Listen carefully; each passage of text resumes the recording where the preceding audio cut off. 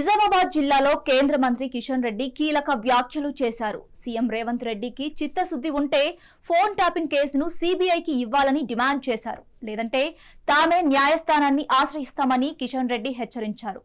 ఎమర్జెన్సీపై నిజామాబాద్ జిల్లా పార్టీ కార్యాలయంలో ఏర్పాటు చేసిన ఫోటో ఎగ్జిబిషన్ ఆయన ప్రారంభించారు. అనంతరం ఏర్పాటు చేసిన మీడియా సమావేశంలో ఆయన మాట్లాడారు.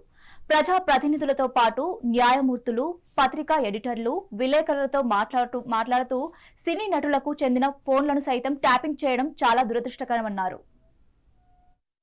జాతీయ పసుపు బోర్డు కార్యాలయం ప్రారంభించుకోవడం, జాతీయ పసుపు బోర్డు పని ప్రారంభించడం కోసం మరి కార్యాలయం ప్రారంభించుకోవడం నిజంగా చాలా సంతోషకరమైనటువంటి అంశము.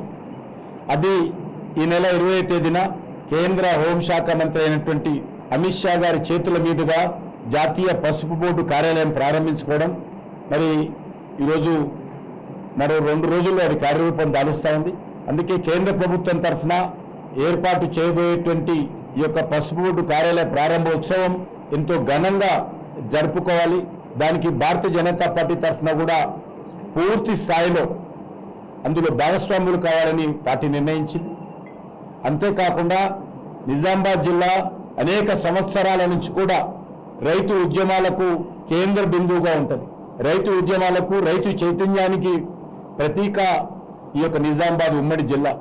గ్రామాన కూడా రాజకీయాలకు అతీతంగా ఇక్కడ రైతులందరూ కూడా అనేక రకాలుగా మరి సంఘాలుగా ఏర్పాటు చేసుకొని రైతు సమస్యల మీద వారు పోరాటం చేస్తున్న విషయం ఈ సందర్భంగా మనవిస్తున్నాను.